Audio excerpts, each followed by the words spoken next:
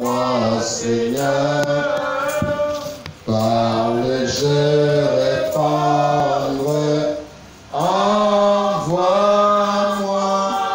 oui, parle-moi, Seigneur, oui, parle-moi, Seigneur, parle-je répandre.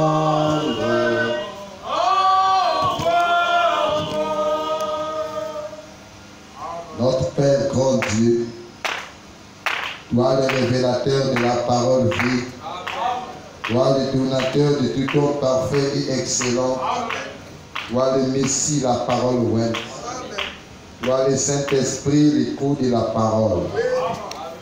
Seigneur, tu nous as accordé ici ce soir d'être dans ta maison, ô Père, afin d'écouter encore les instructions du départ. C'est pour cela que nous avons chanté « Parle-nous Seigneur ». Parce que si tu nous parles Dieu, nous aussi nous irons propager ton message aux gens de ce monde. Parce que nous avons la ferme assurance que c'est le Créateur du ciel et de la terre qui nous a parlé.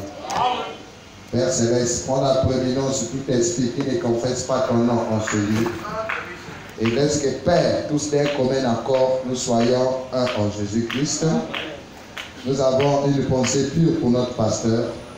Est-ce que la même bénédiction puisse lui parvenir? Seigneur Dieu, je me confie à toi et je me calme du chemin. Parle à tes enfants dans le nom du Seigneur Jésus-Christ. Amen. Que le Seigneur vous bénisse tous. Nous allons prendre la Bible. Toujours dans Isaïe 35. À partir du verset 4.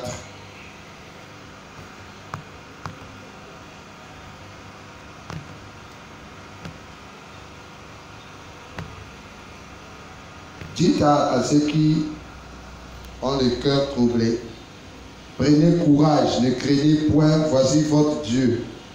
La vengeance viendra. La rétribution de Dieu, il viendra lui-même et vous sauvera. Alors s'ouvriront les yeux des aveugles, s'ouvriront les oreilles des sourds.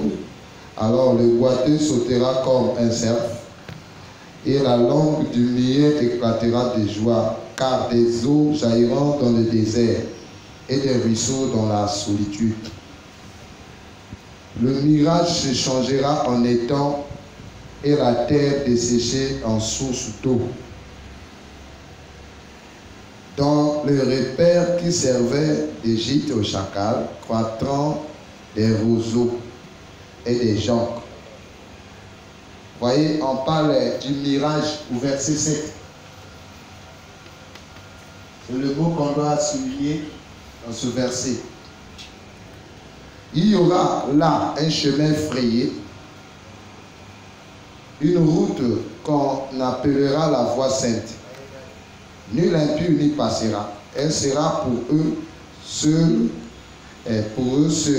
qui la suivront, même les insensés ne pourront s'égarer. Sur cette route, point de lion, nulle bête féroce ne la prendra. Nul s'y rencontrera. Les délivrés y marcheront. Les rachetés de l'Éternel retourneront. Ils iront à Sion.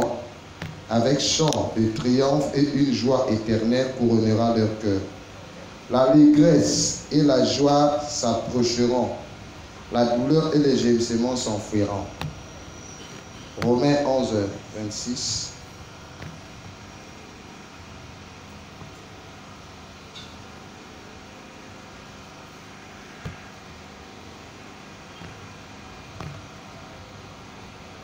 Ainsi tout Israël sera sauvé, selon qu'il est écrit, le libérateur viendra de Sion et il détournera de Jacob les impiétés.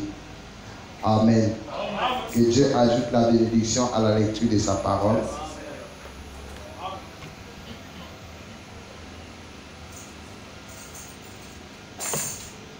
Amen. Nous bénissons Dieu pour le retour de notre frère Gary. Est-ce qu'on peut acclamer Dieu pour cela? Parce que dans la route nationale, plusieurs accidents qui s'effectuent tous les jours. Mais pour nous, Dieu a fait grâce que nous puissions revoir notre frère.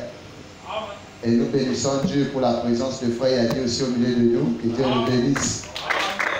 Amen. Parce que quand le baobab manque, c'est grave. Ce n'est pas habituel que frère Yadi manque le dimanche, mais c'est que c'était sérieux. Mais comme nous avons le grand médecin dans le camp, il a redonné la force à ce corps. Amen. Et je crois qu'il s'est mis à jour. Frère Gami n'est pas à jour. Moi j'aime avancer avec vous. Que Dieu vous bénisse. Alors, nous avons vu que le dimanche, nous avons parlé du mirage.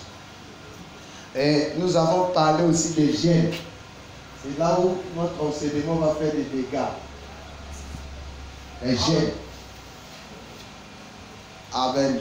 C'est ici qu'on va comprendre que en réalité, tous ceux qui vont à l'église là, ils perdent leur temps.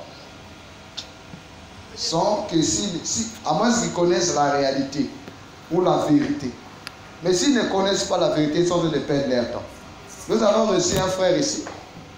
Le dimanche, il a abandonné leur église. Pourquoi?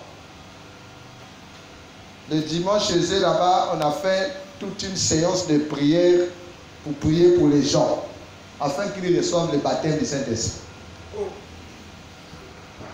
Donc il y a eu veillée de prière pour préparer l'équipe de dimanche, parce qu'on va prier pour les gens, pour que ces gens-là reçoivent le baptême du Saint-Esprit. Vous voyez à quel niveau les autres sont encore? Est-ce que le baptême du Saint-Esprit, pour la recevoir, il faut une prière? Donc, on lui a parlé de moi, mais il me connaissait. Je lui ai dit, est-ce que tu l'as encore écouté? On lui a fait le commentaire et il est rentré dans YouTube, il a vu l'émission que j'avais faite à Brazzaville. Bon, c'est juste la bande d'annonce. C'est que quand il a vu ça, c'est ça qui a encore attiré son attention. Et on a encore ajouté des choses dessus. Bon, il a décidé, il m'a appelé, on doit se voir. Et le dimanche, il a mis la prédication que le pasteur avait prêchée à la convention là-bas. Alors quand il met la prédication, il écoute là où le pasteur dit que le baptême du Saint-Esprit c'est le passé et tout ça, vous mettez l'église. Ah, mais chez nous ce matin on prie pour qu'on ait le baptême du Saint-Esprit. Mais l'ancien ici dit que c'est le passé. Alors il dit à sa femme, il faut dire à l'église, je suis allé au travail. Moi je peux écouter la parole en voyant. Voilà comment il vient ici. Je sais qu'il a encore écouté, ça l'a tué de plus belle. J'ai dit, ça c'est un rebelle qu'on a déjà eu là-bas. Vous savez que c'est le bras droit du pasteur là-bas. C'est comme son secrétaire.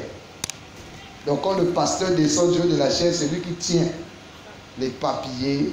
C'est lui qui fait asseoir le pasteur. Amen.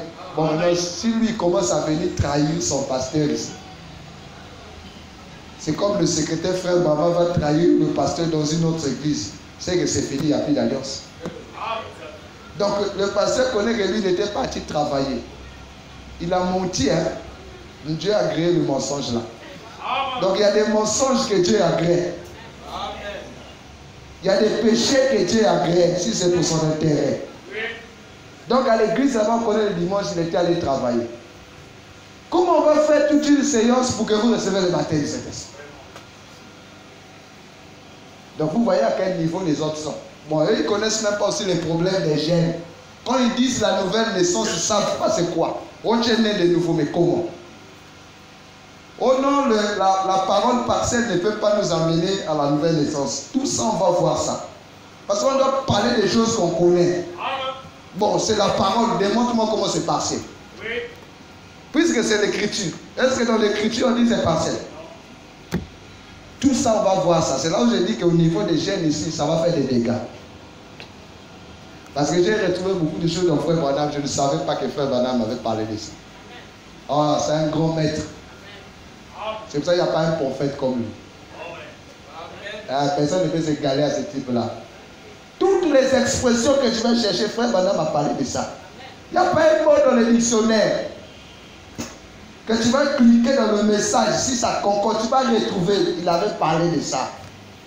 Si tu cliques même l'ampoule, tu verras là où il a parlé de l'ampoule. Tu dis, wow! Mais nous autres là, vraiment, on ne peut pas le coincer. Hein? Ah oui, frère, voilà, personne ne peut le coincer. Même si tu donnes un sujet, tu penses que lui n'a pas parlé, tu vas fouiller, tu vas retrouver, il avait parlé. C'est la preuve que c'était Dieu.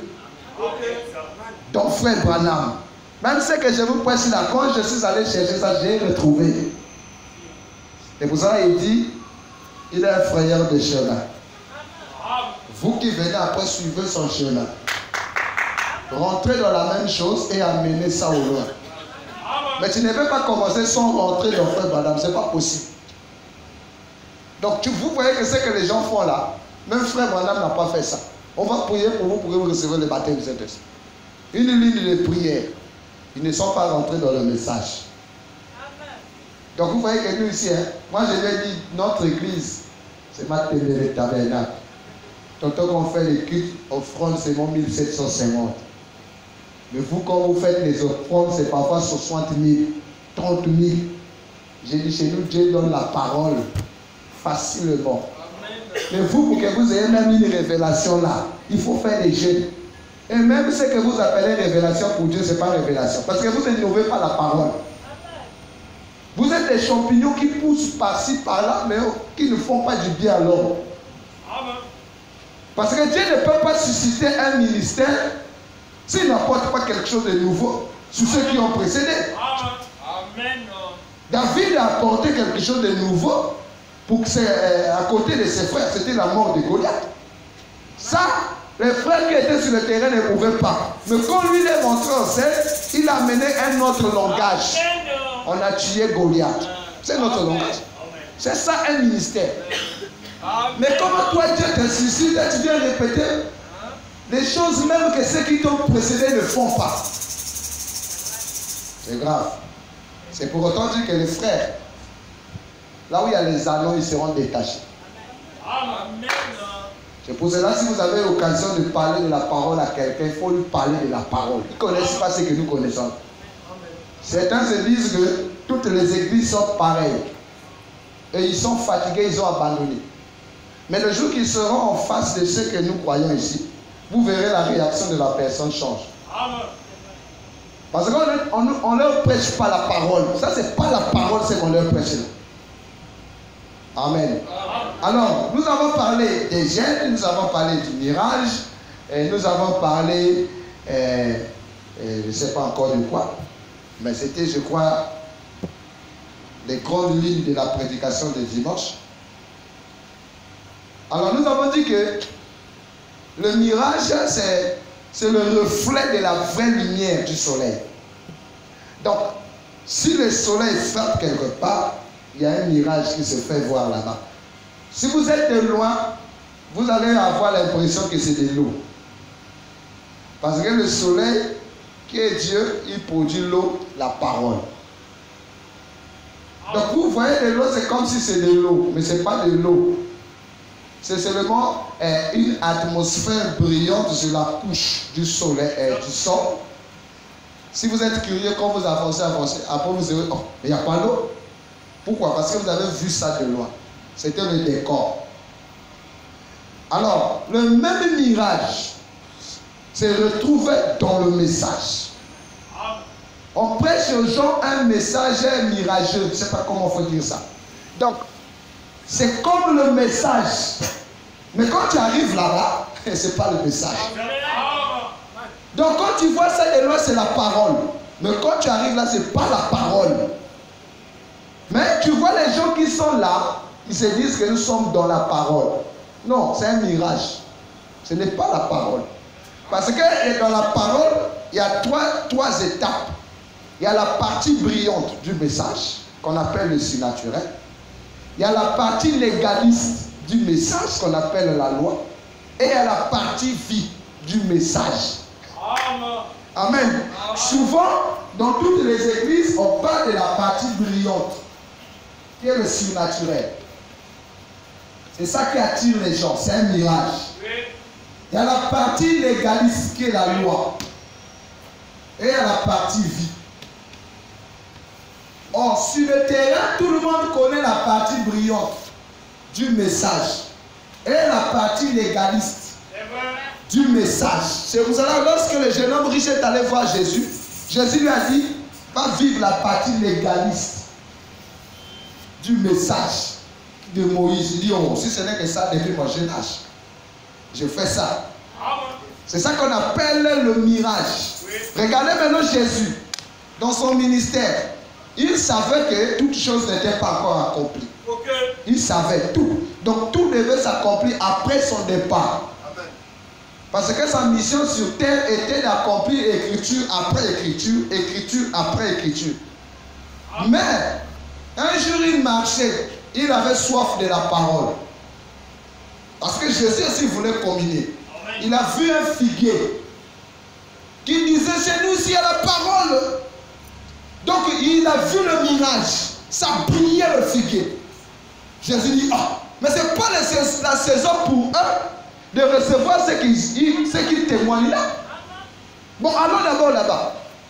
Et quand Jésus arrive, il leur demande le fruit du surnaturel. Il dit, si nous n'avons pas la parole, maudit. Il a maudit le figuier. Pourquoi? Parce qu'ils ont manifesté le surnaturel avant le temps. Et ils ont fait trop de bruit sur ça. Alors que la parole était en scène. Au lieu de parler de la prophétie du Messie, et il parle du surnaturel. Quand Jésus a vu ça, il a fait quoi? Il les a maudits. C'est la condition des églises aujourd'hui. On fait du bruit parce qu'on voit la démonstration de l'esprit. Mais on ne fait pas du bruit parce qu'on a la parole. Alors quand Jésus arrive là, Jésus leur maudit. Ils sont devenus Zacharie.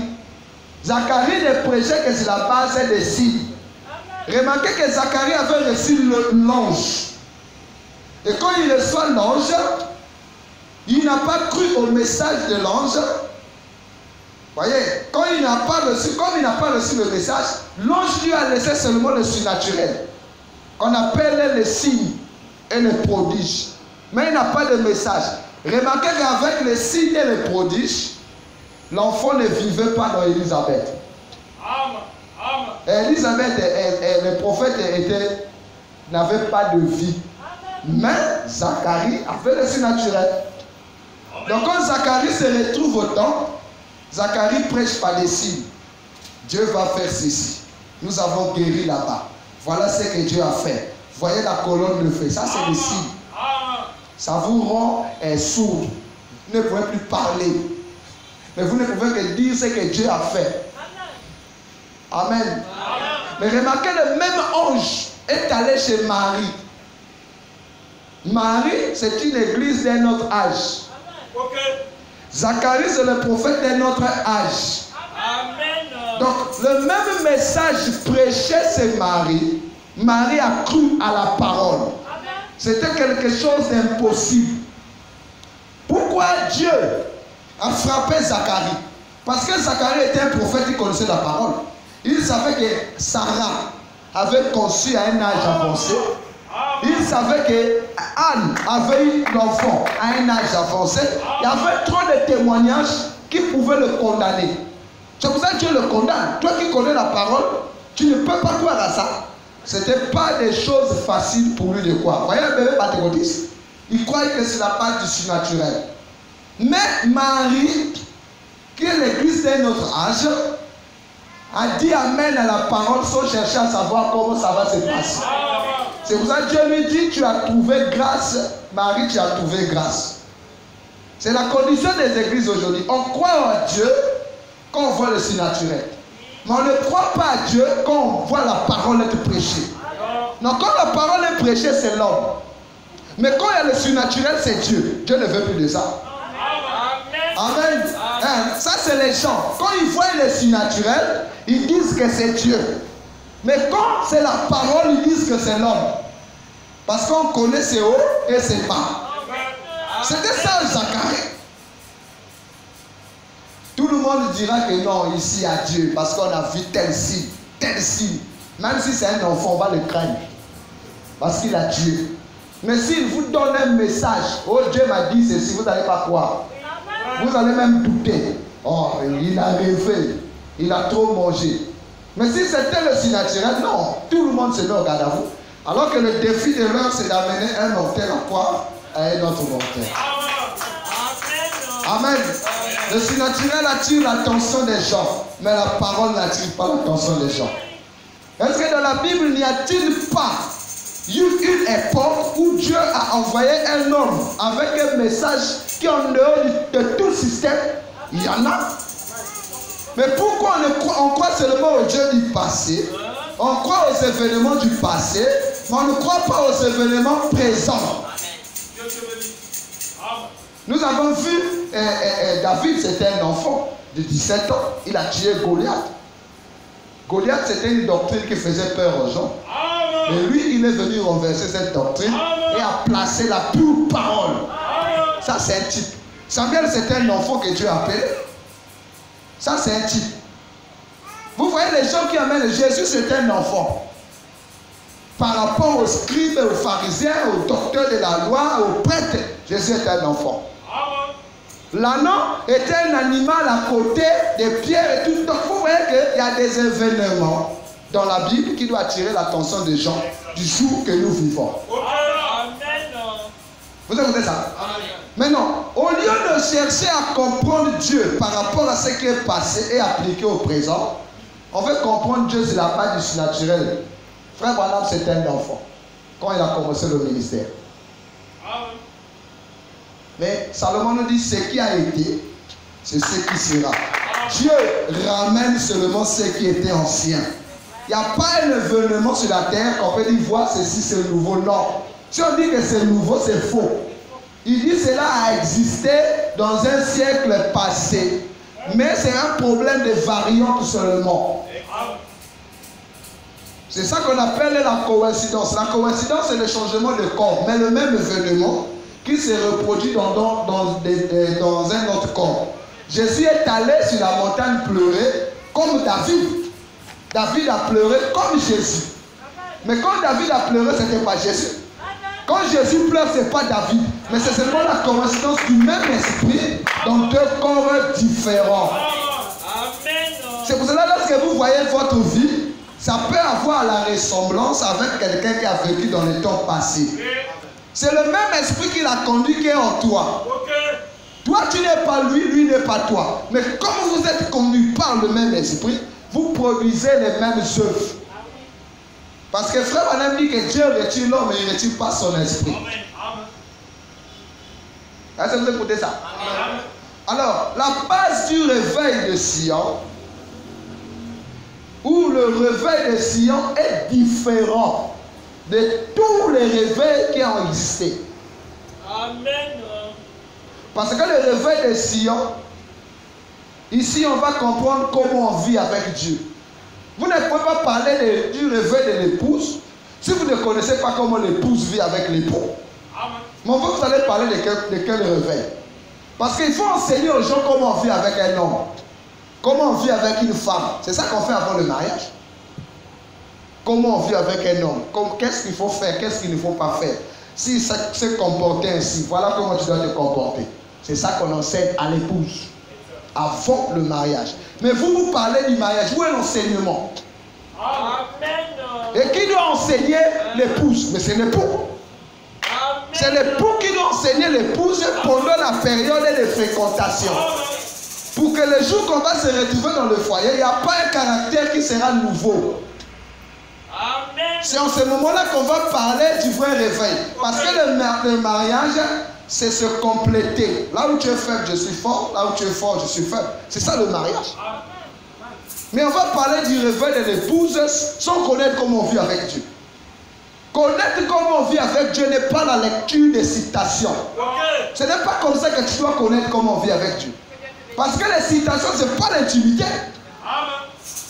Mais l'intimité commence au dedans pour le dehors. Tu n'as pas une profondeur pour Dieu, mais tu veux vivre le réveil. Comment? Parce qu'un réveil commence par le battement de cœur. Le battement du cœur ici change la circulation du sang. Et quand la circulation du sang est changée, ça te change aussi la vision. Est-ce que vous écoutez ça? Quand il y a un battement de cœur et que le sang change augmente la vitesse, tu changes aussi de vision. Parce que tu deviens dans un état d'alerte. Soit tu sais un danger, ou tu es face de ta femme. Est-ce que vous écoutez ça? Amen. Quand on est en danger, il y a un battement de cœur. Tu te poses la question, qu'est-ce qui ne va pas? Ai-je offensé quelqu'un? Ou bien on m'a annoncé une nouvelle de mort ou quoi? Tu commences à fouiller. Qu'est-ce qui ne va pas? Vous voyez, le battement de cœur peut attirer ton attention que tu as senti de la parole. Pour une personne qui souvient son intimité avec Dieu, quand il y a un battement de cœur, sans problème, ça lui change la vision. Qu'est-ce que j'ai fait qui n'a pas plu à Dieu? Amen. Amen. Là, tu rentres dans un réveil individuel. Et tu commences à connaître, où est-ce que j'ai fait mal à Dieu? Vraiment, mon battement de cœur a changé. Qu'est-ce qui ne va pas? Et si c'est le cas, Dieu va te montrer. Regarde ici. Amen. Nous avons une soeur, je connais une soeur. Dans sa maison, souvent, elle mettait les traces.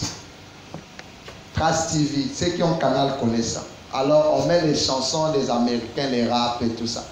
Elle mettait ça souvent. Mais il y a eu un jour où elle a mis ça. Dieu n'était pas d'accord. Dieu a laissé les mauvais esprits pendant une semaine dans sa maison.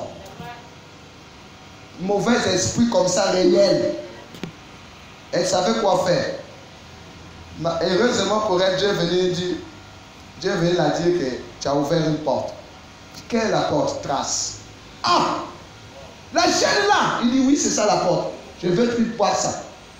Amen. Depuis ce jour, jusqu'à aujourd'hui, elle joue plus trace dans sa maison. Ça, c'est un réveil individuel. Amen. Ce n'est pas quelqu'un qui lui a dit laisse trace, non. C'est Dieu qui l'a exposé. Mais on va dire une chaîne. Tu ne sais pas en jouant ça, quelle atmosphère ça laisse dans ta maison. Oh non, mais c'est seulement la chaîne, non. Mais c'est seulement un film. Il y a des films qu'on ne suit pas. Il y a des chansons qu'on ne suit pas. Parce qu'en suivant ça, c'est que ça laisse dans ta maison. Il y a des dégâts terribles. Est-ce que vous écoutez ça? Chaîne, seulement même ça. Pour Dieu, il n'y a pas un petit péché. Ou même ça n'existe pas pour Dieu. Tout ce qu'on appelle péché pour Dieu, c'est péché. Oh, je mens, celui-là fait la fornication. Vous êtes pareil. Et celui qui vole, et celui qui adultère, vous êtes pareil. Parce qu'on dit que l'adultère, c'est le plus grand péché. C'est écrit où? C'est pas écrit où? Même celui qui pense mal est comparable à un adultère. Même si tu ne le fais pas, ça ne te donne pas le droit d'aller au ciel. C'est juste. Non, ça ne te donne pas le droit. Amen. C'est pour cela que le réveil des Sion, c'est enseigner à l'homme comment on vit avec Dieu. C'est pour que vous l'excusez pour faire les erreurs qu'on a fait dans les jours passés. Comment on vit avec Dieu? Parce que la vie avec Dieu produit un réveil individuel. Ce n'est pas un réveil du groupe. Chacun de nous ici, tonton vient seulement écouter la parole ici. Point. On lit la Bible ici. Point. On ouvre les brochures ici. Et même quand on donne les citations, vous ne prenez pas note. Vous ne vérifiez pas. Est-ce que la brochure là n'existe pas? Moi je vais d'abord... Non. Donc l'église, c'est un regroupement de serpents, des bons poissons, des asticots. Tout. Ça, c'est ça qu'on appelle l'église. Mais chacun vient avec une mission et un but d'atteindre. C'est vrai. Amen. Parce qu'aujourd'hui, voir encore quelqu'un qui est distrait, c'est qu'il fait partie de la tribulation ou de l'enfer. Avec tout ce que nous voyons, amen, tu es encore distrait. C'est que tu fais partie de la tribulation ou l'enfer. Parce qu'il n'y a plus de temps. Amen. Tous ceux qui font partie de l'enlèvement, même si il ne s'est pas encore affirmé totalement, mais il est en état d'alerte. Amen. Amen. C'est la vérité. Est-ce que vous écoutez ça? C'est ça le signe. C'est pour cela que moi, on ne peut pas me tromper, moi. J'ai dit moi. On ne peut pas me tromper. Frère Madame dit que ceux qui iront à l'enlèvement se connaîtront. Oui. Tout son voyage, je sais si tu as le billet ou pas. Parce que tous ceux qui voyagent, ils ont un seul comportement. Il n'y a pas une personne qui voyage qui est distrait. Amen. Tous nous avons un seul comportement et nous avons un même langage. Quand nous allons arriver à Brazza, moi je vais aller sévère. Ah bon, toi tu vis où? Ça c'est le voyage. Mais comment nous on commence à voyager? Toi tu nous parles de Madingou. Moi on ne va pas Madingou. Mais toi le billet que tu as acheté là c'est pour aller où? Manque de réveil. Amen. Amen. Donc le réveil des Sion a pour mission d'amener l'homme à la statue parfaite de Christ. Amen. Amen. La statue parfaite de Christ, ce n'est pas la parole gage qui donne ça. Okay. Ah, mais la statue parfaite de Christ, c'est connaître d'abord quelle est ma position en Christ. Amen. Quand tu connais ta position en Christ, alors tu commences les préliminaires de la vie avec Dieu. Donc, le message étant enseigné, à chevaucher dans ces 3 étapes. Mais il n'y a que 2 étapes qui attirent l'attention des gens, la loi et la partie brillante.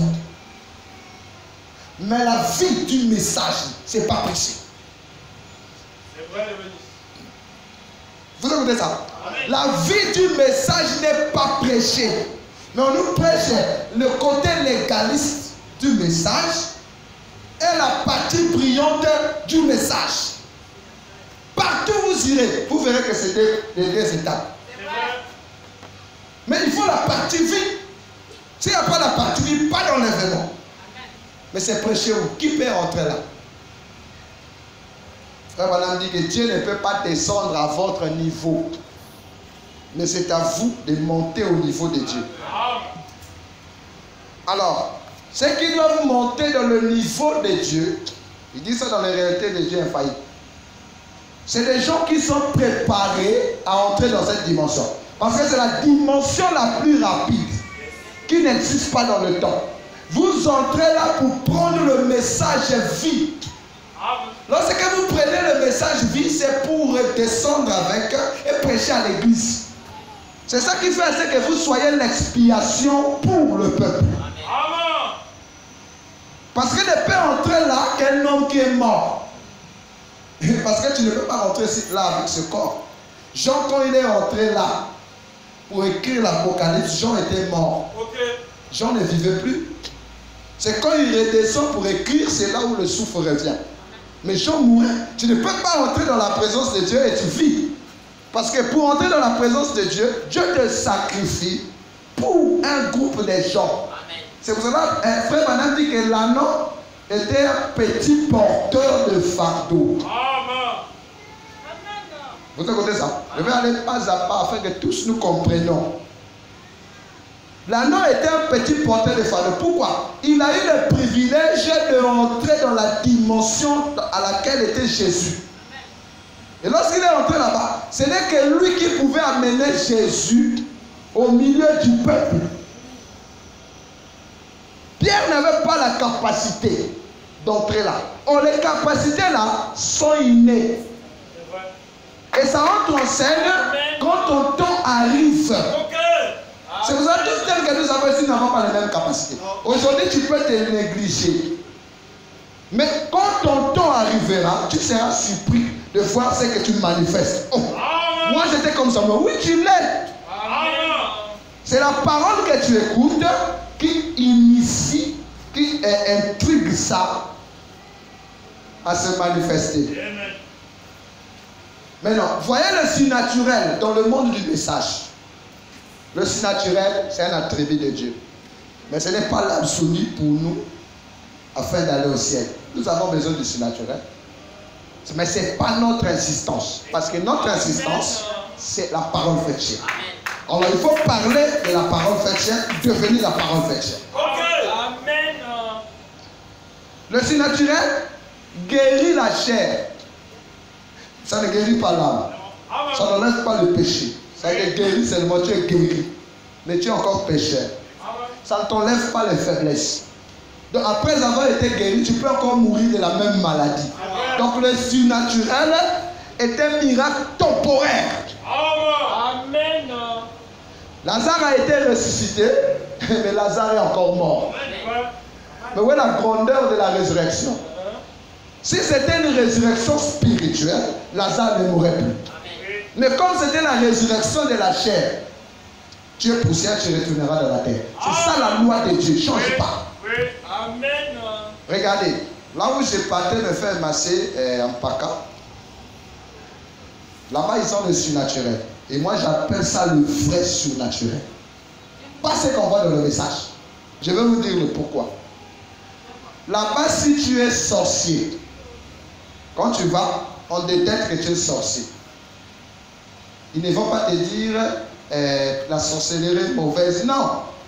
Ils vont seulement te montrer comment ils manipulent ta sorcellerie afin de réussir dans la vie et mettre ta famille à l'abri du danger. Mais ta sorcellerie, ce n'est pas pour tuer les gens. Vous écoutez ça?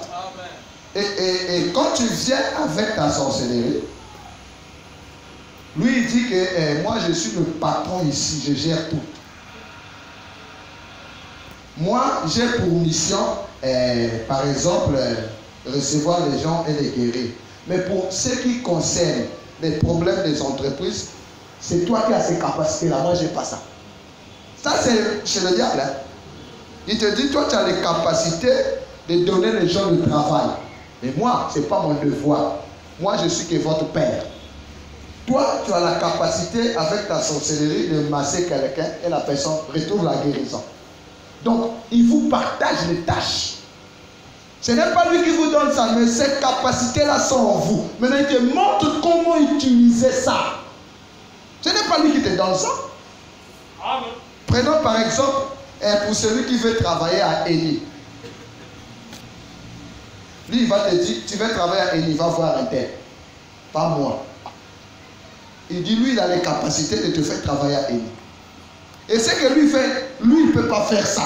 Et il est sincère. Toi, tu as les capacités de fustiger les gens. Si on nous a fait du mal, si on dit attaque, c'est toi qui dois attaquer. Donc, il a toute une équipe. Vous voyez son surnaturel? C'est créer un corps. Amen. Qui doit travailler avec lui d'un commun accord. Amen. Donc chacun a ses limites. On ne peut pas se combattre entre nous. C'est ça son surnaturel. Amen. Donc s'il veut que toi tu travailles à Élie, il va te dire, amène-moi le nom du chef de personnel et le nom de l'entreprise et ton nom, amène-moi ça. C'est tout. Il te dit, va laisser le CV.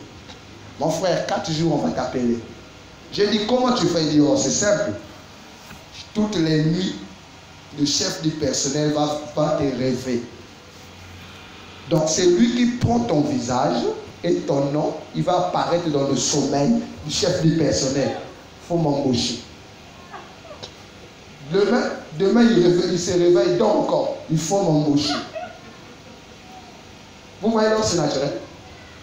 Mon frère, il dit, et après il me dit, tu es sûr qu'une semaine, il ne va pas t'appeler. Amen. Vous voyez? Et c'est comme ça que les gens ont le boulot. Beaucoup vont là-bas. Moi aussi, j'ai dit, des galères comme ça, pas de travail. Il dit, quand on va t'embaucher là, même si l'entreprise ferme au Congo, toi, on ne peut pas t'enlever. Si l'entreprise existe en France, on t'envoie travailler en France. Et c'est vrai. Il y a un monsieur là qui avait laissé son dossier là-bas total. Ça fait 6 ans, on ne l'appelle pas. Il est allé là-bas. 2 jours suffisaient. On l'a rêvé, embauche-moi. Embauche-moi. Le chef du personnel est allé fouiller vite son CV. On a signé le contrat CDI. Il a fait ça, c'est là-bas. Vous voyez le surnaturel des autres, ils ne se combattent pas entre eux. Moi je dis c'est le vrai. Parce que le vrai surnaturel, c'est montrer à l'homme ses capacités. Ce que Dieu a placé en toi que tu ne connais pas. La parole te révèle ça et intrigue ça à agir. Amen. Et quand ça agit, tu connais qui est le frère, qui est la sœur. Amen. C'est ça le vrai surnaturel selon Dieu. Amen. Maintenant, regardez le surnaturel sur le terrain. Comment on se tue entre nous. C'est pour ça que Jésus leur a dit n'allez pas prêcher. Parce qu'avec cette condition-là, vous allez vous entretuer. Nous avons vu le diable, il dit c'est bien, mais réjouissez-vous si vos noms sont écrits dans le livre de vie de l'agneau. Oui. Auquel cas mettez ça à côté. Oui. Que Dieu te bénisse. Pourquoi? Parce que s'ils allaient dans cette condition, Pierre ne devait pas accepter Philippe, Philippe ne devait pas accepter Pierre. Exact. Parce que Philippe devait se dire que c'est moi qui prêche, mais j'ai guéri plus de malades que toi. Et Philippe devait intriguer les gens à ne pas suivre Pierre. Pierre n'a pas Dieu. Bon, surtout si les autres là n'avaient pas de miracles, est-ce que le corps là devait avancer? C'est pour ça que Jésus dit n'allez pas prêcher. C'est la condition dans laquelle l'Église se trouve aujourd'hui. Jésus devait leur d'abord enseigner comment on vit avec lui, même si on a les miracles. Amen. Même si on a le surnaturel. Jésus doit enseigner comment on vit avec lui. Exact. Alors, dans le message, la pratique brillante, ça regroupait les foules. La loi a regroupé les foules. Quand je dis la loi, les brochures. Que les gens lisent sans comprendre. Ça a regroupé les foules.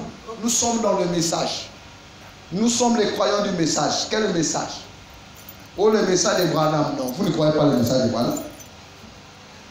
Parce que quand on voit votre manière d'agir, ce n'est pas le message de Branham. Amen. Parce que le message de Branham a été précis aux années 63 jusqu'à 65. C'est là où il a laissé l'église. Mais vous, en vous voyant, vous êtes dans le message de 47. Ça, ce n'est pas le message de Branham. Oui. Est-ce que le message de 47, c'est là où Branham nous a laissé? Ce n'est pas le message de Branham pour nous. Parce que le baptême du Saint-Esprit, c'est plus pour nous. Le message de Branham, il a dit que les sept tonnerres, ça c'est un message pour nous. Restons. C'est ça le message de Branham. La foi de l'enlèvement. Mais quand toi tu viens nous dire le baptême du Saint-Esprit, ça c'est pas son message. Parce que ça ne nous aide pas. Lui nous a laissé un message qui doit nous aider. Mais il nous a laissé un message qui doit nous détruire. Quel cas c'est un faux prophète. Donc les gens veulent faire des frères Branham faux prophètes. Nous nous disons non. Amen. Parce qu'il a dit que je souhaite avoir la foi qu'avait cet homme d'Enoch qui est allé vers Dieu sans vouloir mourir. Vous avez compris ça? Donc, il prend la foi d'Enoch et il montre que cette foi, ça sera la foi de l'épouse. C'est là où il nous a laissé. La foi de l'épouse, ce n'est pas le baptême du Saint-Esprit. Donc il va prendre un type dans le passé pour montrer l'église de la fin qui sera enlevée. Ils iront en enlèvement, ils iront dans la présence de Dieu sans mourir. C'est ça le message de voilà. Mais le baptême du Saint-Esprit, ce n'est pas notre message. Non. C'est pour cela que nous aussi, nous allons prêcher des choses qui vont intriguer cette vie en vous. Ça est là en vous. C'est pour cela qu'il n'y a que peur qui ira en enlèvement. Parce que le réveil est individuel. Frère Branham dit que ça sera si petit que ça passera dessus la tête des gens. Les gens attendent un réveil de l'épouse. Mais ça ne viendra pas. C'est déjà en cours. Parce que nous sommes les membres de l'épouse. Croyez-vous ça? Tu crois qu'il est membre de l'épouse? Mais si tu es membre de l'épouse, pourquoi ton réveil viendra? Alors que rien que ta présence sur la terre, c'est déjà le réveil. Jésus étant sur terre, la rédemption était déjà là. La rédemption ne devait pas venir un jour. Mais la rédemption était là. C'est pour cela lorsque Siméon le voit, il dit, mes yeux ont vu ton salut. Je peux mourir.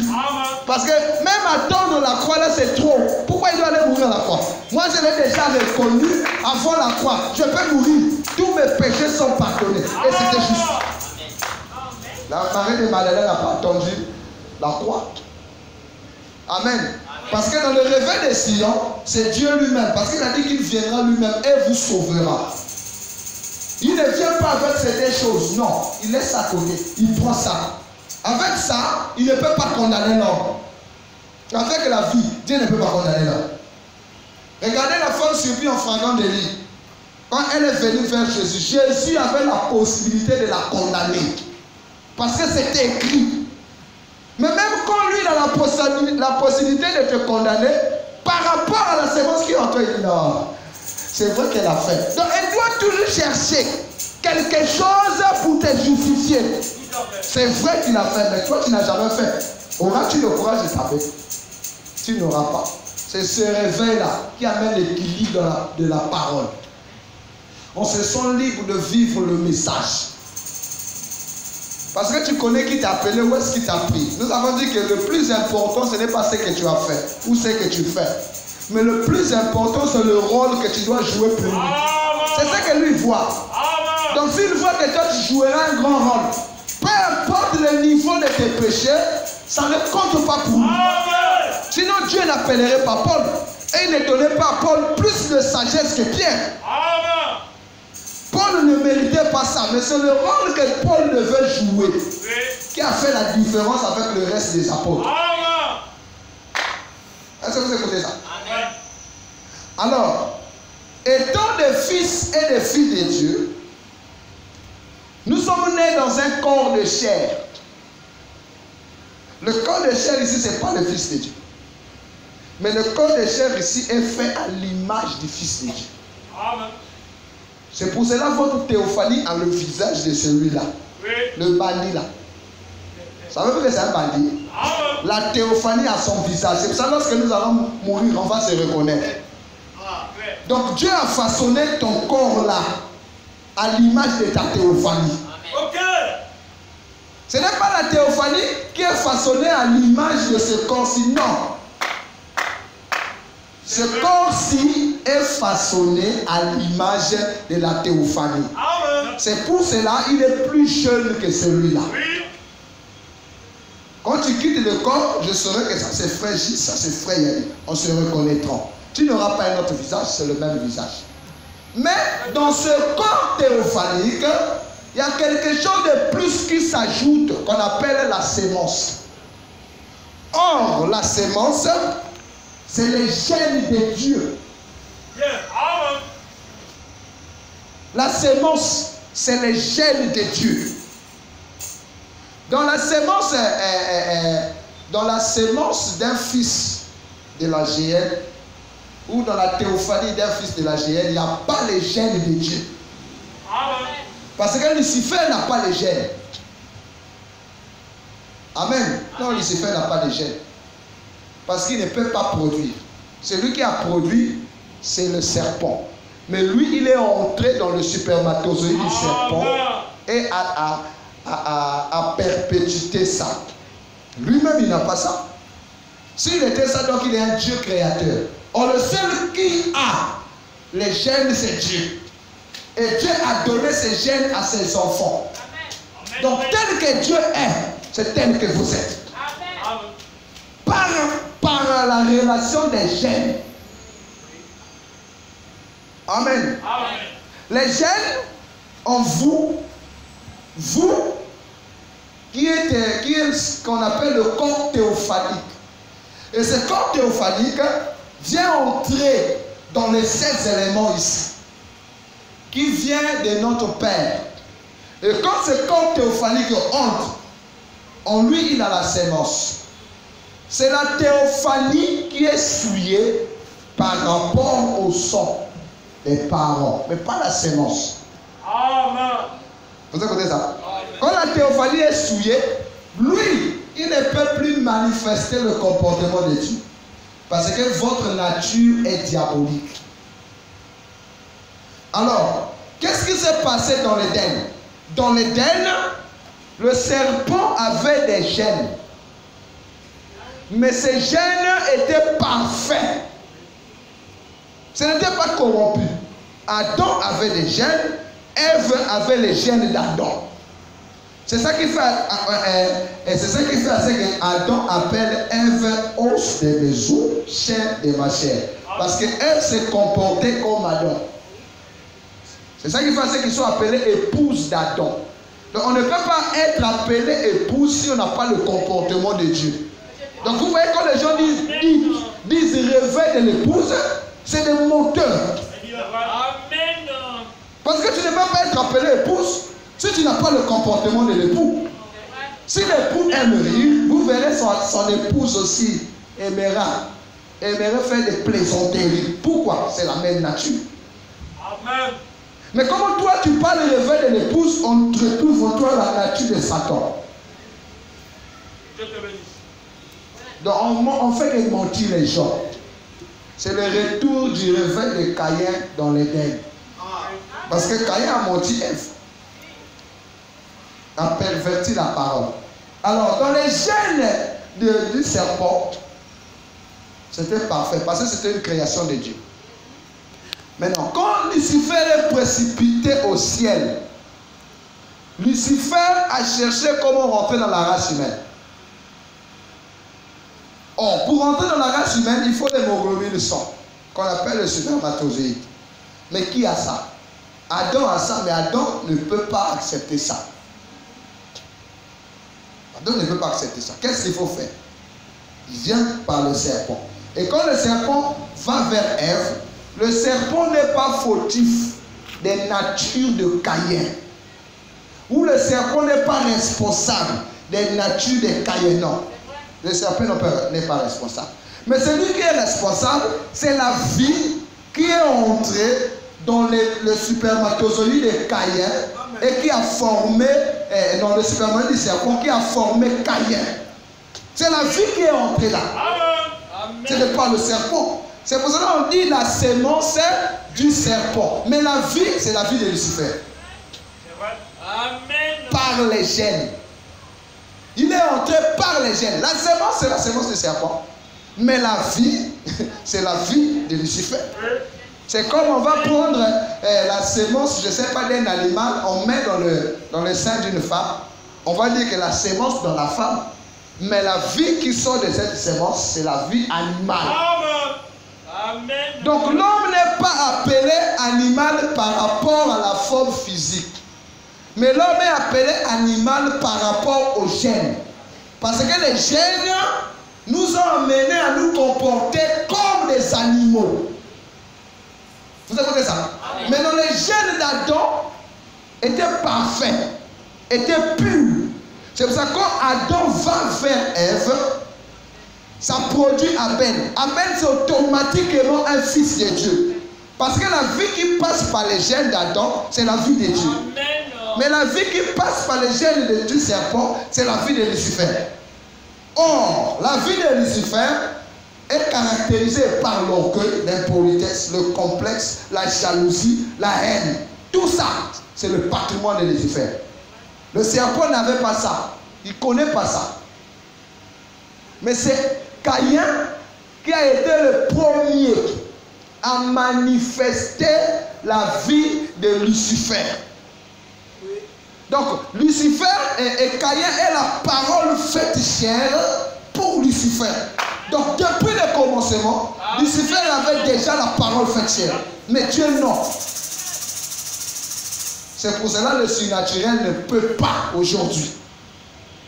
Parce que si Dieu avait besoin de détruire Lucifer, et Caïn au départ il le détruisait, mais avec le surnaturel il n'a pas pu. Dieu n'avait pas besoin du péché comme pensée. Mais Dieu avait besoin du péché comme espèce. Dieu te bénisse. Or, pour avoir le péché comme espèce, il faut infecter les gènes de l'homme. Oui. Pour que le septième son ait un sens. Oui. Alors, qu'est-ce que Dieu fait? Lucifer est venu et a mis son programme dans les gènes de Caïn. Non, pas du serpent. Parce que le serpent a été onctionné. Mais la continuité de cette onction a produit une vie. Et cette vie a donné un homme. Donc, les gènes du serpent n'avaient rien à voir avec les gènes... les gènes de Caïn n'avaient rien à voir avec les gènes du serpent. C'est pour cela que Caïn pouvait avoir un autre comportement, le serpent aussi a un autre comportement, s'il vivait. Amen. Amen. Maintenant, c'est Caïn qui reproduit maintenant le programme de Lucifer dans le temps. Ok. Par rapport aux gènes. C'est pour cela que lorsque le but est atteint, Dieu retire, il détruit le serpent. Parce que le serpent n'était pas utile. Si le serpent avait les gènes de Caïn, Dieu le laissait. Mais comme il n'avait pas ces gènes-là, il n'était plus utile. L'homme le plus important de la terre, c'était Caïn. Amen. Alors, dans les gènes de Caïn, on a réduit le serpent. Lucifer avait programmé la réduction de la vie de l'homme sur la terre. Et il a programmé la mort dans les gènes d'Adam, de Caïn. Il a programmé les maladies. Il a tout ce que vous voyez dans le temps. C'est un petit germe qui a mené ça. C'est le germe de Caïn. Il a programmé les facultés intellectuelles des gens qui sortiront de ces gènes afin de conquérir l'Éden de Dieu, c'est-à-dire reproduire l'Éden de Dieu sur la terre.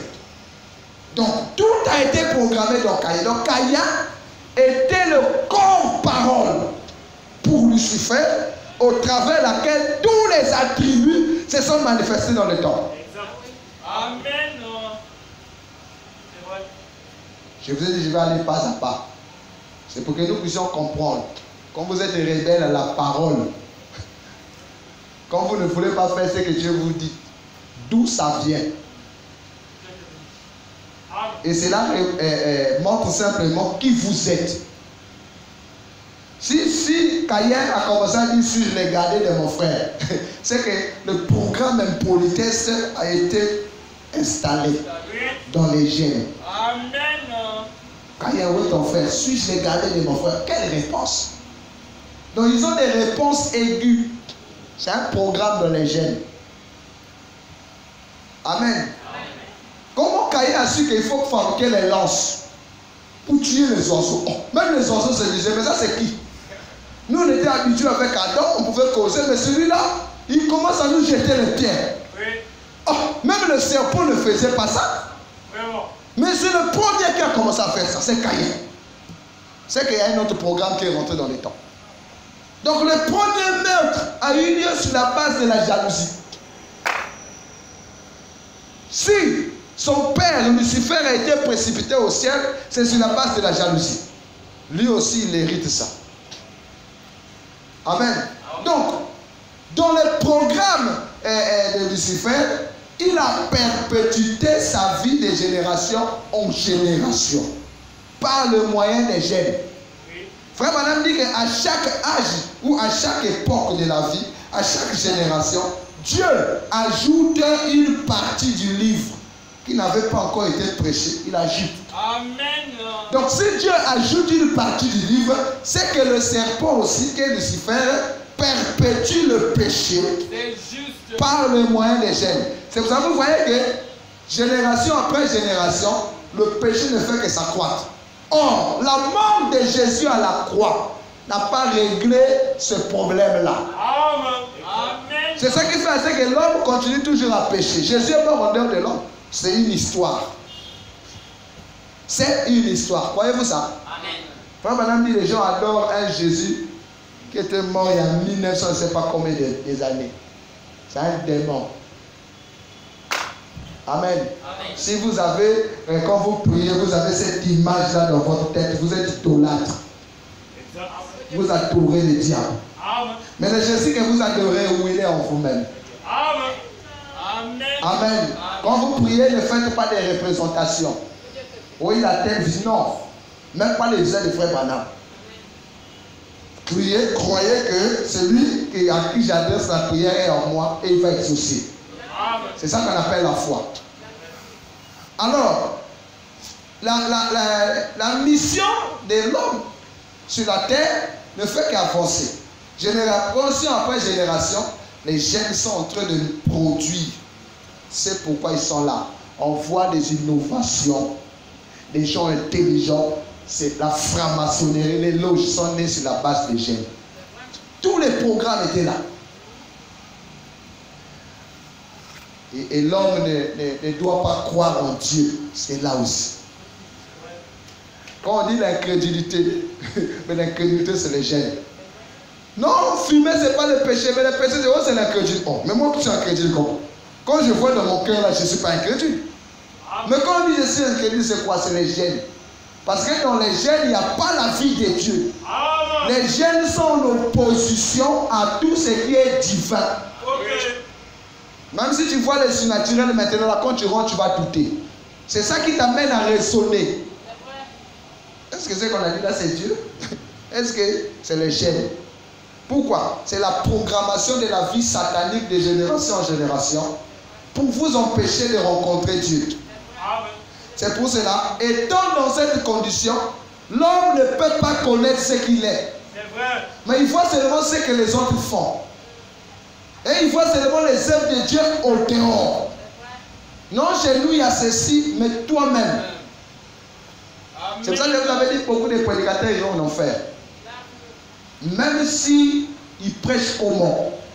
Mais si cette affaire n'est pas réglée, tu vas en enfer. C'est pour cela, frère Madame dit, il peut opérer des grands signes. Il dit, mais il n'est pas sauvé. Parce qu'il est incrédule. Alors, le problème ici, ce n'est pas attaquer les fruits que l'homme manifeste au dehors. Mais le problème, c'est chercher à connaître qu'est-ce qui est à l'origine de la manifestation de ce qu'on voit. C'est ça le but du 7e saut. Il dit que il n'y aura plus de boiteux, il n'y aura plus de sourds, donc l'entendement sera renouvelé. Pourquoi? Parce qu'il a cherché à connaître l'origine de ces choses. Qu'est-ce qui fait qu'ils sont toujours boiteux, qu'ils n'avancent pas? Dieu a cherché à connaître. Alors, un jour, Elohim s'est retrouvé devant Abraham. Parce que dans la vie d'Abraham, Abraham ne pouvait plus produire des enfants. C'était une programmation depuis les gènes. À cet âge-là, tu ne peux plus donner des enfants. Mais quand Elohim est venu, il a changé le programme. Et Abraham dit, oh, comment c'est possible? Il dit, non, mais c'est moi qui ai créé l'être humain. Amen. Et frère Madame dit que Abraham a payé à Elohim la dîme de tout. Il dit, ce n'est pas Abraham qui a payé la dîme. Mais c'est les gènes de Lévi qui a excité Abraham de payer la dîme. C'est pour ça qu'on dit que c'est Lévi qui a payé la dîme. Mais Lévi est venu à quel moment? Après Abraham, il y a eu Isaac, Jacob. Amen. Après Jacob, il y a eu les patriarches. Lévi n'était pas encore là. Donc avant Lévi, il y avait ces cocos, je ne sais pas quoi là. Après on a eu Aaron. Aaron, c'est de Aaron que sort la tribu de Lévi. Non, Lévi était dans les patriarches. C'est ça, non? Lévi était dans les patriarches. Donc Lévi sort de Jacob. Mais la Bible dit que Lévi, les gènes, les gènes de Lévi a excité Abraham de payer la dîme. C'est pour cela que Dieu les a choisis pour le sacerdoce. Maintenant, regardez à quel moment ils sont entrés en scène. C'est dans le désert. Donc, après Lévi, il y a eu encore des gens. Est venu Aaron. C'est chez Aaron, au niveau de Aaron, qu'on a choisi la tribu de Lévi pour exercer le sacerdoce. Donc, il y a des choses que nous faisons, nous ne sommes pas responsables. Mais c'est les gènes en nous, soit des aïeux, des aïeux, des aïeux, qui nous excitent à faire certaines choses. Et c'est ça qui t'amène à être... Oh, mais comment moi j'ai fait ça? Amen. Amen. Comme ça tu ne vas pas au ciel. Parce que les gènes des parents veulent toujours vivre en toi. Mais les parents là c'était des païens. Regardez les gènes de Lévi à payer la dîme. Regardez ce que ça produit. On les a choisis pour le sacerdoce. Maintenant, ce que toi tu fais, les gènes des parents se manifestent. Et toi tu fais. Amen. C'est pourquoi. Oh non, lui il ressemble à son grand-père. Mais lui c'était un païen. Comment je peux ressembler à lui? Oh non, il a souvent l'habitude de fermer son front comme sa tante. Quand on voit sa tante, c'est un démon. Mais comment moi je peux la ressembler? Et nous on aime ça. Même ici à l'église, hein, au moins c'est seulement comme ça. Mon père était ainsi. Mais c'était un païen. Vous savez même que c'est l'objet d'une repentance.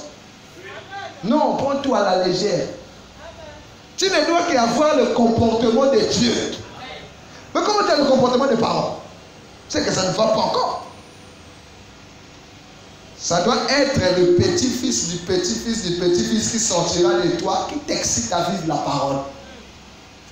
C'est un gène.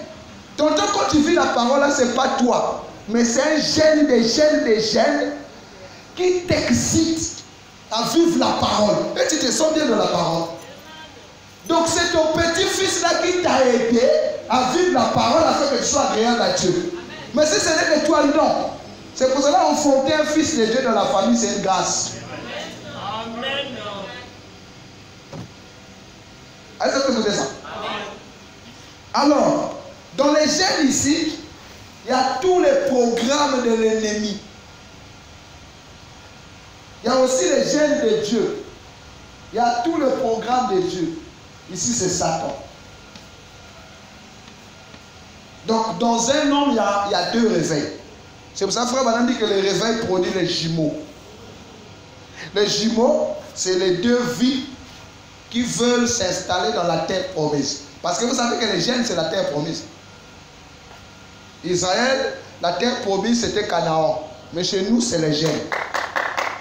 Parce que c'est les gènes qui t'amènent à vivre correctement la parole. J'ai dit correctement, sans effort. Et maintenant, Frère Branham dit ici, écoutez, les choses qui doivent arriver. Le dimanche 5 1965, dimanche 5 décembre 1965, il dit, vous voyez, paragraphe 31, vous étiez programmé par Dieu de où en où. Avec Dieu, rien n'arrive par hasard. Il connaît tout. Tout a été programmé d'avance. Programmé depuis des générations pour que vous soyez ici ce soir. Donc c'est un gène aussi qui t'a excité de venir ce soir. Si c'est les gènes là qui te conduisent vers Dieu, gloire à Dieu. Amen. Il dit, vous savez ça. Pensez un peu de savoir que vous, à une époque, je le répète, que vous, à une époque, vous étiez dans votre père, dans les gènes de votre père. Bien, si cette époque-là, il ne vous connaissait pas, et vous voyez ensuite, vous avez été mis dans le terrain fertile, dans le sein de votre mère, par le mariage légitime. Et alors, vous êtes devenu une personne matérialisée à l'image de votre Père. Là, il y a une communion entre vous.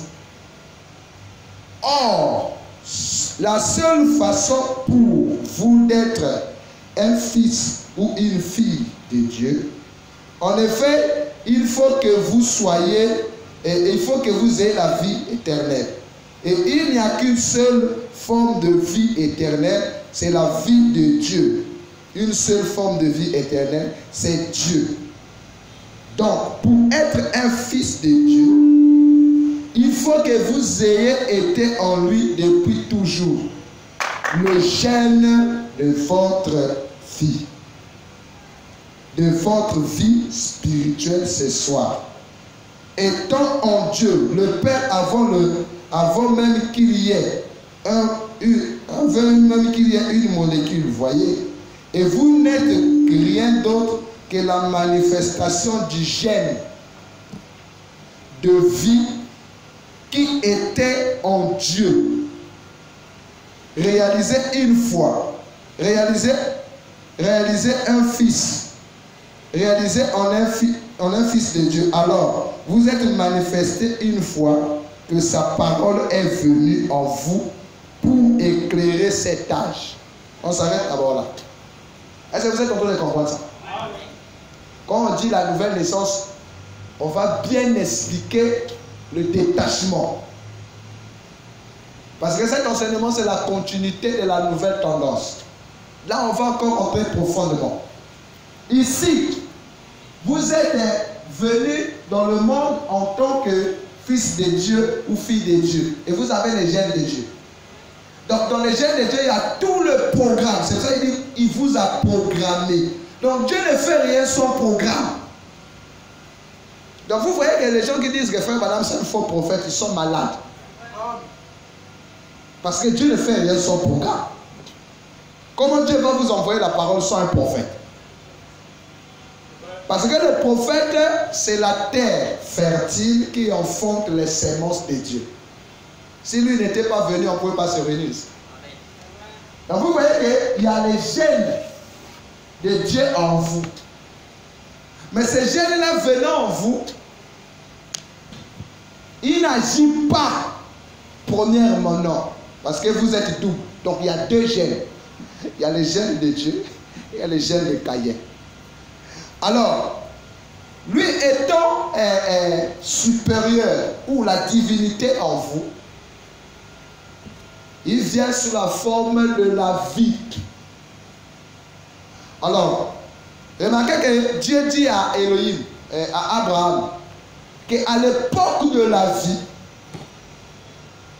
quand je viendrai, à Sarah, ta femme, aura un fils. Donc la vie, ce n'est pas toutes les époques. Mais la vie est une époque. Or, chez nous, la vie est arrivée après les âges de l'Église. Donc, après les âges de l'Église, c'est là où la vie rentre dans l'ordre. Bon, maintenant, tous ceux qui ont vécu dans les âges de l'Église, est-ce que leur gène était traité? Malgré la démonstration de l'esprit, les gènes étaient traités? Non, ce n'est pas l'époque de la vie. Parce que Paul, c'est le commencement, un porteur de vie. Donc, eux, ils sont que la croissance. Ils font partie de la croissance, mais ils ne sont pas la vie. Parce que la vie arrive à la fin et on brûle tout. Est-ce que les gènes étaient traités? Non. Ils sont morts avec la conscience du péché. Alors quand on dit ils sont morts avec la conscience du péché, ça ne veut pas dire qu'ils sont conscients là-bas. Non, ils ne sont pas conscients. Parce que dans la théophanie, il n'y a pas les 5 sens. Il n'y a que la pensée. Mais ils savent que nous sommes venus ici par le moyen de la mort. Et ils connaissent leur tombe. C'est ça la conscience du péché. La conscience du péché, c'est la mort. Donc, la vie ici, après les âges, quand on dit j'ai la vie où? Oh, moi j'ai la vie de Dieu où? Dans le cœur. On peut décider ton cœur en ouvre, il n'y a pas la vie. Oh, le Saint-Esprit est en moi où? Dans mon cœur. Bon, on va ouvrir le cœur là, on va voir. Oh, Dieu est en moi où? Dans le cœur. On va ouvrir le cœur, on va voir s'il y a Dieu là. On va ouvrir, on ne verra pas Dieu. Amen. Donc, dans l'homme, on a droit à un seul comportement. C'est pour cela là, les problèmes de la vie de la parole, c'est un problème de volonté. Tout dans la vie de l'homme est lié à la volonté. Tu as Dieu en toi, tu as le diable en toi. Satan, ce n'est pas le diable dehors. Satan, c'est toi-même. Quand on dit Satan, c'est toi-même. Frère Branham, qui est Satan? Il dit, j'ai fini par comprendre que mon premier ennemi, c'est William Branham. Il n'a pas dit que mon ennemi, c'est Caps ou c'est Billy Graham. Tandis qu'aujourd'hui, les prédicateurs ont pour ennemi leur prochain. C'est pour ça que je vous ai dit, ce n'est pas le message de Branham. Comment tu as pour ennemi ton prochain, toi prédicateur, toi frère, toi soeur? Alors que ton ennemi a dit, frère Branham, que c'est toi-même. Jésus a dit, moi le fils de l'homme, je vais mourir et tout ceci. Pierre a dit, hey, ça ne peut pas arriver, maître. Jésus a dit, arrière de moi, Satan. Pierre était Satan? Non, Pierre n'était pas Satan. Mais les pensées de Pierre étaient Satan. C'est vrai, ne vous inquiétez pas si on te dit, oh Satan. Ce n'est pas toi qui es Satan. Mais le comportement que tu manifestes, c'est Satan. Parce que tout ce qui est en opposition à la parole, c'est Satan. Satan, c'est l'opposé. Oh non, on m'a injurié Satan. Oh, mais c'est normal. Même frère Branham, c'était Satan. Vous savez ça. Mais quand c'est son ennemi, mais c'est Satan. C'est lui, William Branham, qui empêchait William Branham à croire en Dieu. Pierre était l'apôtre. Hein? Jésus ne l'avait pas expliqué pourquoi il appelait Satan. Arrière-de-moi Satan. Pierre a dit, bon, comme on m'appelait Satan, je vais plus le suivre. Comment depuis ce temps-là, non, c'est le comportement que tu manifestes. Tu n'es pas Satan, la personne du diable, non. Mais tu es Satan par le comportement. C'est pour ça qu'il dit que mon premier ennemi, c'est William Branham. Mais il pouvait dire que c'est le cancer ou bien c'est le diable. Mais le diable est en lui. Et combien y a-t-il des gens qui sont dans cette condition, mais ils attaquent les autres? Ils ne vont pas au ciel. Montrera ici que l'amour parfait.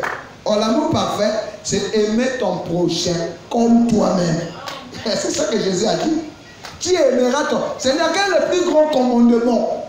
Donc Jésus a résumé les 10 commandements dans un commandement. Il dit tu aimeras ton prochain comme toi-même. Donc si tu aimes ton prochain comme toi-même, c'est que tu ne peux pas être jaloux. Tu ne peux pas prendre sa femme. Vous écoutez ça? Tu ne peux pas le tromper. Tu ne peux pas. Tout ce que vous voyez dans les 10 commandements là, ça veut dire aimer ton prochain comme toi-même. Tu ne peux pas le critiquer. Tu ne peux pas l'haïr. Est-ce que tu peux te critiquer toi-même? Même pour te repentir, c'est un problème. Alors que tu sais que c'est ça qui t'amène au ciel. Mais tu n'aimes pas toi-même. Beaucoup de gens n'aiment pas leur corps. Hein? Ils n'aiment pas leur corps, mais ils aiment l'église. Mais lui-même, il n'aime pas lui-même. Il n'a pas de l'amour pour lui-même. C'est ça, aimer ton prochain comme toi-même. Parce que si tu t'aimes, et comme ça ne se dit pas, tu feras tout ce que la parole dit. Parce que tu n'aimes pas celui-là, mais tu aimes celui du dedans. Si tu l'aimes comme toi-même, toi-même là c'est ta chair, tu verras Dieu. Mais beaucoup de chrétiens, ils n'aiment pas soi-même. Moi je m'aime. Qui c'est? Moi je m'aime mes frères. Celui-là je ne l'aime pas. Tout à l'heure il m'a trahi, je commençais à marcher avec les béquilles. Si celui du dedans n'était pas fort, je serais un défunt aujourd'hui. Je ne l'aime pas. J'aime celui du dedans et celui du dedans l'aime. Vous voyez l'équilibre? Mais si vous l'aimez et vous n'aimez pas celui du dedans, il va vous trahir. Et celui du dedans ne va vous lâcher. Vous faites le contraire. Aime l'homme intérieur aimera ta chair. Mais si tu aimes la chair, l'homme intérieur n'aimera pas ta chair et il ne t'aimera pas. C'est pour cela un simple mot de tête, tu es KO. J'ai mal. Amen. Nous sommes dans l'époque de la foi. Amen. Une fois à la maison, j'ai quitté l'église. J'ai vu Joseph. Il me dit, oh, j'ai vraiment mal à la tête. J'ai dit, oh, tu as mal à la tête, mais j'ai la foi. J'ai dit, oh, mais si tu as la foi, pourquoi tu me demandes les compromis? Amen. Oh, j'ai dit non, si tu as la foi, tu ne devais même pas me dire que tu as mal à la tête. Tu ne devais pas me dire ça. Oh non, donne-moi le compromis. J'ai dit, pourquoi tu n'as pas la foi pour homme de peu de foi? Pourquoi? Parce qu'il y a des mots sur le corps que Dieu permet pour que lui prenne cette charge. C'est lui qui te couvre. Mais quand tu vois ta chair, si c'était que lui, tu serais garé. Mais qu'est-ce qui fait ma force? Tu marches. Parce que tu aimes l'homme intérieur et lui ne te trahit pas quand celui-là est faible. Il prend la relève. Amen. Amen. Tantôt quand je venais prêcher ici, on m'a fait la thérapie. Hein. Je prêche. Thérapie, maman, papa, c'est grave. Regardez seulement les quartèmes, comment ça nous tue. maintenant la thérapie. Mais je finis, je viens, je prêche. Parce que je ne l'aime pas. Celui qui faisait ma force, c'est celui du dedans. J'ai l'équilibre. Pourquoi? Parce que je l'ai mis à sa place. Et comme je l'ai mis à sa place, il ne peut pas me trahir. C'est pas possible. C'est tout ça, comment on vit avec Dieu, la base du réveil. Tu aimes qui? Parce que la base du réveil, c'est l'amour. Mais toi, tu aimes qui?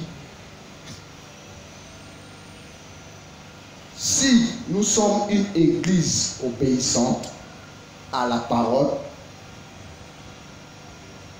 beaucoup de choses vont se produire ici dans la vie des individus. Frère Gamili m'a donné un témoignage avant de partir à Brazza pour la seconde fois. Il est arrivé au pool. Quand il arrive au pool, quand il parcourt au moins 10 km, la voiture doit s'arrêter. Il ne savait pas, comme il n'est pas mécanicien, il est électricien. Ils sont arrivés au pool, la voiture s'est arrêtée, ça ne peut plus démarrer. Mais qu'est-ce qui fait ça? Il ne connaît pas. Alors, une pensée lui est venue. Il dit, oh, mais quand ton père avait des problèmes, il a invoqué les ancêtres. La pensée l'a disparu. Mais comme il a enseigné, amen, Dieu dit qu'il ne peut pas donner le spirituel avant le physique. Donc quand il donne comment on appelle ça, les animaux impurs, Pierre dit que c'est le diable. Jésus dit qu'il t'a dit d'appeler impur ce que moi j'appelle pur. C'était le message pour Pierre. Mais Pierre diabolise ça. Dieu aussi ne l'explique pas. Parce que c'est un nègre. Dieu a donné l'image. Il est parti. Tu enseignes, applique la parole. Il dit, oh, mais si mon père invoquait les ancêtres, mais moi aussi j'ai des ancêtres, pourquoi ne pas invoquer mes ancêtres? Alors le Dieu de Congo dit, je vais démarrer ici. Il a mis la prédication du dimanche sur passé. Quand il s'assoit sur la voiture, Dieu lui dit, regarde, la panne c'est sous la chaise. Dès qu'il ouvre, il démarre. Mon frère, il est arrivé jusqu'à Nkali. Ça, c'est des petites choses. Pourquoi? Il a pris Dieu au mot. Et il a cru ce qui était impossible est devenu possible. Il a expérimenté ça avec toute l'église. C'est un réveil individuel. Vous voyez le réveil des Sion? C'est individuel. Et les autres lui ont posé la question, mais comment tu as fait? Il quitte Brazzaville jusqu'à Nkayi, la voiture, pas d'huile. Mais il roule parce qu'il croit en Dieu. Là où il y a l'impossible, si tu amènes Dieu là, il ne va pas te trahir. Tu aimes qui?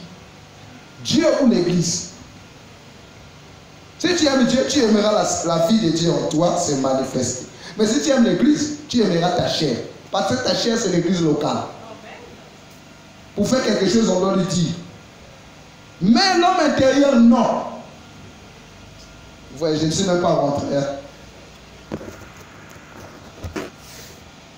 Mais on aura tout le temps, même à vendredi et à dimanche. Amen. Parce que nous devons bien rentrer dans les gènes. Tu peux voir que le comportement que j'ai là, en fait, je ne suis même pas chrétien, quoi. Je vais à l'église là seulement pour... Donc, ici, dans les gènes, le diable avait programmé tout. Tu ne dois pas payer la dîme, c'est programmé ici. C'est un gène en toi qui t'excite à aller. Je vous dis la vérité. Donc, tonton, c'est un ancêtre qui priait dans une église quelque part, qui ne payait pas la dîme. Et cet ancêtre-là, son gène, se retrouve en toi, il t'excite à ne pas le faire. Toi aussi, tu ne le fais pas. Oh non, il ne dit pas Amen. Non, c'est un gène des ancêtres. Quand il partait à l'église, il ne disait pas Amen. Lui aussi, comme ce gène-là est toujours en lui, il manifeste le même comportement. Et il s'est dit, non, je suis chrétien. Non, tu es chrétien. Tu n'es pas chrétien, chrétien. Même venir en retard à l'église, vous savez que c'est des gènes. Je vais voir par où on va s'échapper ici. Parce que toutes les natures, oh, le 7e son, il rentre, tu as le sang de Jésus. Oui, comment? Quand on va à l'hôpital, je prends mon sang, ce n'est pas le sang de Jésus. C'est le sang de mon père. L'ADN, c'est plus. Mais le sang de Jésus est où? Mais comment je commence à me comporter comme Jésus? Mais quand tu vas prendre le sang, ce n'est pas le sang de Jésus. C'est que le sang de ton père est devenu le sang de Jésus. Amen. Amen. Faisons attention, mes frères. C'est pour ça que je dis que le ciel, même un petit détail peut te faire manquer le ciel. Si Dieu peut reprocher une personne des traces de vie, traces, le modernisme, et il y en a qui disent, je ne sais pas comment on chante là. Et je dis, je ne veux plus voir, c'est individuel. Donc pendant que vous pensez que Dieu va nous délivrer en groupe, c'est faux. Oh, Dieu va nous bénir en groupe, c'est faux. Tout c'est individuel. Dans la chambre voisine, on entrait là-bas individuellement. J'ai pris ma part, je suis parti. Toi, si tu veux, rentre aussi. Mais c'est entrer là et sortir. Il y a des chaînes de rébellion. Ça, moi, ça passe pas. Tu es un rebelle. C'est le patrimoine de Lucifer par les chaînes du serpent qui continue en toi. Parce que c'est là tes parents héritaient et ça se retrouve en toi. Donc nous avons toute la famille par nos gènes. C'est pour ça que quand tu dis que je suis né de la famille Kwango, on se souvient qui était ton ancêtre. Ah, son ancêtre était un grand sorcier. Donc ton ancêtre là est toujours en toi. Amen. Donc quand on dit que tu es fils de Dieu, on pense à Jésus, on pense à Frère Branham, on pense à tous les saints sans toi. Donc quand Jésus dit que je suis le Messie, on pense à Moïse, on pense à David, on pense à Salomon, on pense à Élie. C'est pour ça qu'on dit les gens disent que tu es Élie. Parce que les gènes d'Élie s'est manifesté en Jésus. Et Jésus a eu le comportement d'Élie. Mais Jésus n'est pas Élie. Donc si tu as les saints en toi, tu vas avoir le comportement des saints. Mais ce n'est pas eux, c'est toi. Est-ce que vous êtes avec moi? On saura les chrétiens et les crétins. On saura qui est chrétien et qui est chrétien. Et quand tu n'aimes pas te repentir, c'est un gène.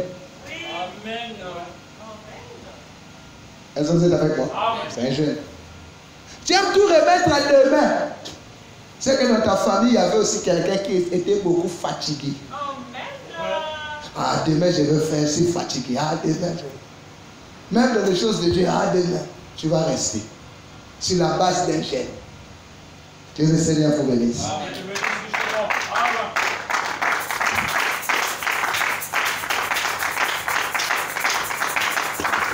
On va encore revenir vendredi. Ça dit, je me demande ceux qui ratent ces enseignements-là, qu'est-ce qu'ils vont devenir? Ça ne reviendra pas 2 fois. Amen. Ça ne reviendra pas 2 fois. Mais comme on est habitué, gloire à Dieu,